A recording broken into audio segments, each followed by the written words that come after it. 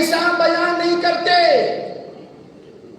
ہمارے نبی اعظم، ہمارے غوث اعظم، ہمارے ولی اعظم، ہمارے امام اعظم کہہ کر دوسرے اولیاء کو ڈاؤن کرنا، دوسرے ائمہ کو ڈاؤن کرنا، دوسرے نبیوں کو ڈاؤن کرنا، دوسرے رسولوں کو ڈاؤن کرنا، یہ ڈاؤن کرنے والا عقیدہ علماء دیوبند کا نہیں ہے.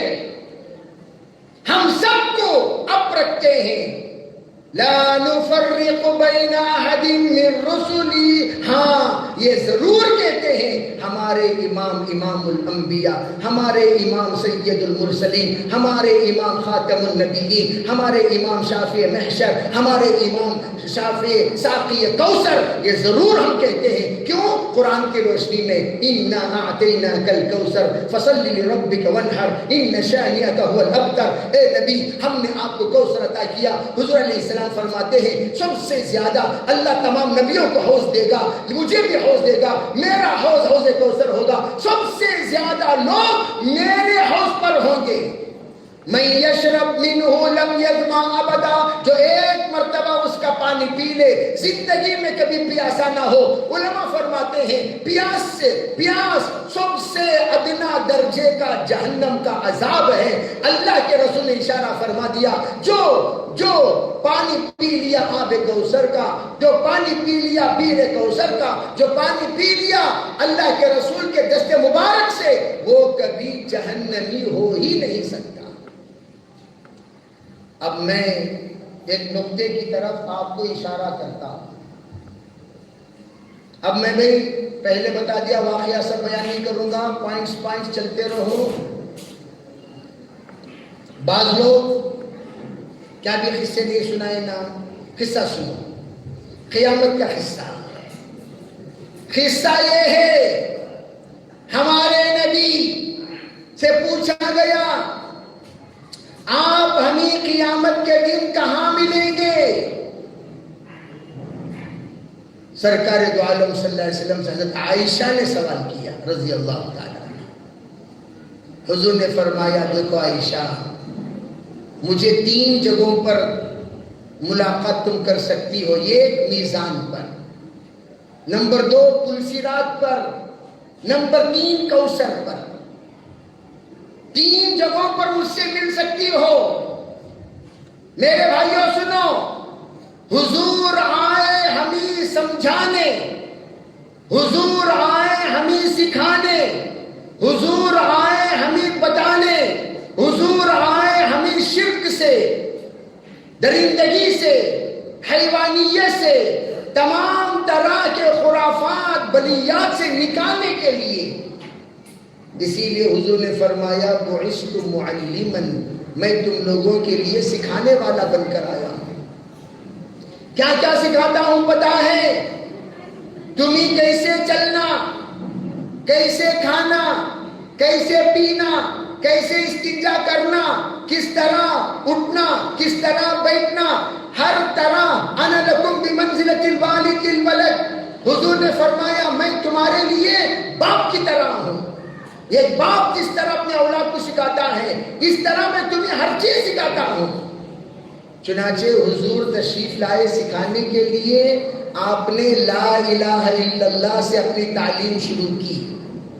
پہلا سبق پڑھایا آپ نے قولوا لا الہ الا اللہ.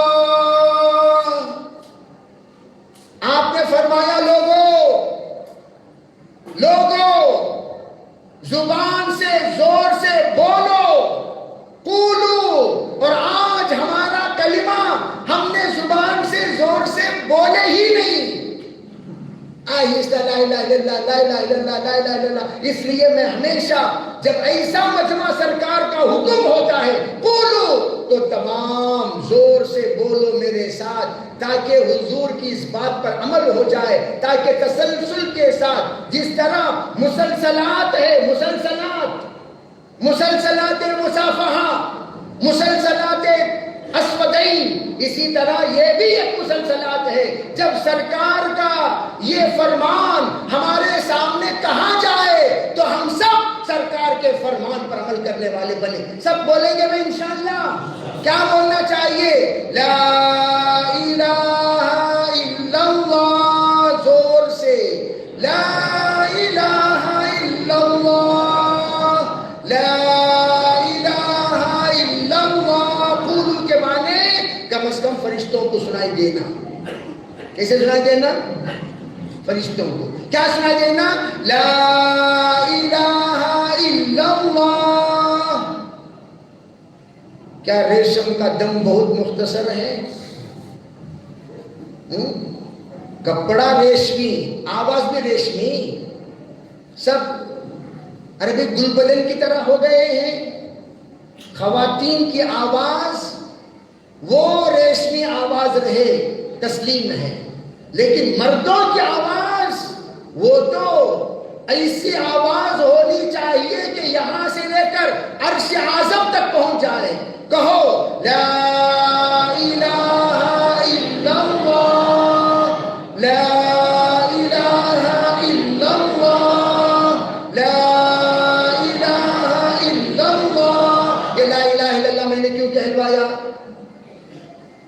ہم سلسلے چشتیہ، سہروردیہ، نقشبندیہ، مجددیہ، صابریہ، ان تمام 12 کے 12 سلسلوں سے تعلق رکھنے والے ہیں.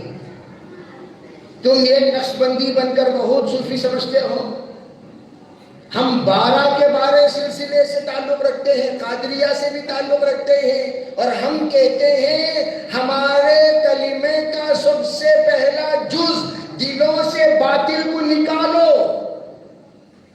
دلوں سے باطل کو نکالو. لا الہ الا اللہ، پہلا کام باطل کو دلوں سے نکالو. نفع کا مالک اللہ، نقصان کا مالک اللہ، صحت کا مالک اللہ، بیماری کا مالک اللہ. اچھا بھی اللہ سے ہوتا ہے، جو کچھ بھی ہوتا ہے اللہ سے ہوتا ہے.